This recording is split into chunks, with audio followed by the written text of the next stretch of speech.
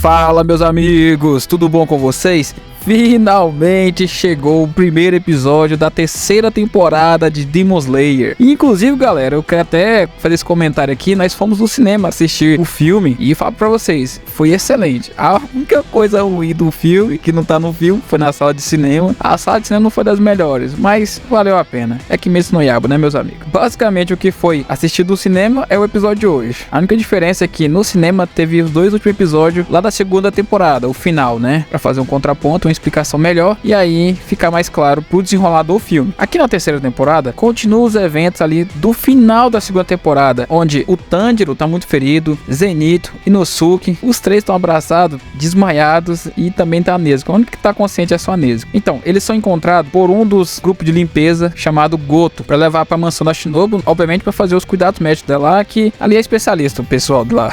Meus amigos, aqui começa então a parte da reunião das luas superiores, que pra quem ainda não viu, já fizemos um review no canal, vou deixar aqui na descrição pra vocês, que ainda não assistiu, tá muito boa, e é basicamente o que acontece nessa reunião. Mas pra fazer um resumo aqui, depois que morre o Gyotaro e a Daki, o Muzan faz uma reunião com eles, os 5 restantes dos luas superiores, e nessa reunião ele fala que não tem necessidade nenhuma de tê-los, já que não estão conseguindo cumprir com a obrigação, que é encontrar o lírio da Aranha Azul e encontrar a família Ubuyashiki. Então o Lua Superior 5, Gyoko, diz que tem uma informação que pode ser que seja interessante pro Muzan. Então Muzan, ouvindo isso, manda ele e o Hantego, Lua Superior 4, irem investigar e confirmar essa informação. Basicamente essa é a reunião. Então corta ali pro Tanjiro, mais velho, ele está casado e tem um bebê. Inclusive, galera, quem tá segurando o bebê é Yurichi. O personagem sempre é mostrado de costa, né, meus amigos? Então, ou seja, aqui mostra ele de frente e ele tá tendo um certo diálogo com o Tanjiro. E por que eu tô já citando o nome dele? Até então não é citado no anime o nome dele, né? Por quê? Aqui, esse personagem é muito importante, porque ele é quem criou a respiração do sol e as outras respirações são derivadas dessa. E é o seguinte, o porquê desse sonho, meus amigos? O Tanjiro, ele tá em coma 2 meses, né? Um pouco pra frente, ele acorda do coma, tudo. Eu vou fazer uma observação aqui, que é o que eu interpretei dessa cena.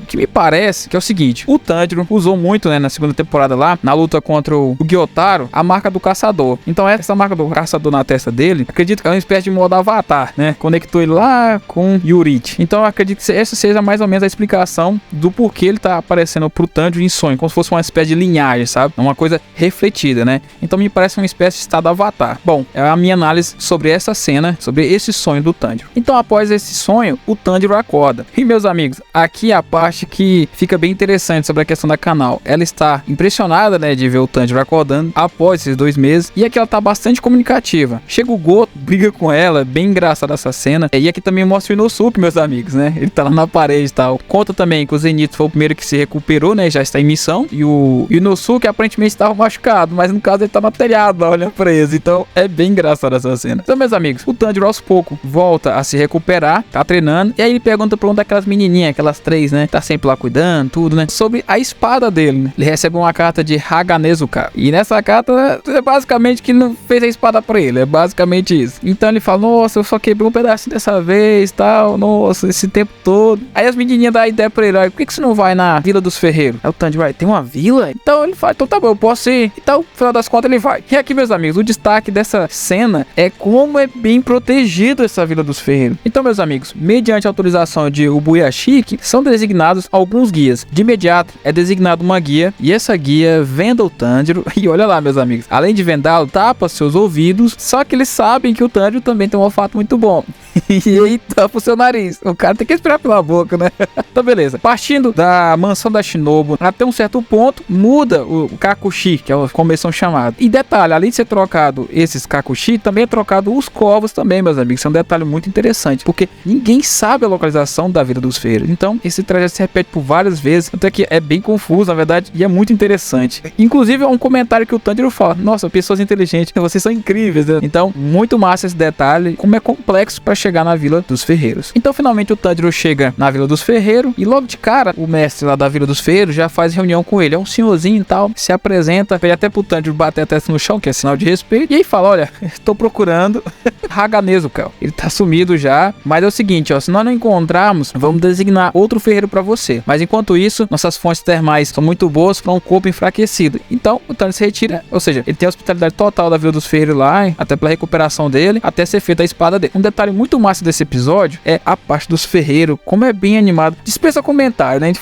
tá falando de Kimetsu no Yaiba, a gente vê que a qualidade continua sendo excelente e aqui não é diferente. É muito massa ver a parte da construção das espadas. Kimetsu no Yaiba dispensa comentário, não tem jeito, né? Beleza. Quando é feito isso, meus amigos, aparece a Hashira do amor lá, né? A Mitsuri. Tá lá meio chateada, né? Eu achei engraçado que ela fala que foi ignorada por uma pessoa lá nas fontes termais, enfim. O Tanjiro vai falar, não, tem uma comida ali e tal. E ela fala, então tá bom. Ela esquece rapidamente ter sido ignorada. É até engraçado essa cena. Então o Tanjiro vai lá, né, tomar um banho nas águas termais. Então descobrimos quem é essa pessoa que ignorou ela. Pra quem não se lembra desse personagem, é aquele lá da prova dos caçadores, um dos que foram aprovados. Sem lembrar, foi o Tanjiro, a Kanao, o Inosuke e esse personagem aqui. Só pra vocês lembrarem de quem é ele. O nome dele é Genya Shinazugawa. Só pra vocês refrescarem a memória. Então ele ignora o Tanjiro e tal, toma um banho nas águas termais, enfim. Então, meus amigos, corta um pouquinho mais pra frente. Tem lá, o Tanjiro tem um momento bem legal aqui, conversando com a Tsuru, eles comem junto e tal. A Nezuko gosta dela, né? Ela até explica que ela tem muitos irmãos e elas se dão muito bem e tal. Bem interessante essa cena também. Conta um pouquinho também o motivo dela se...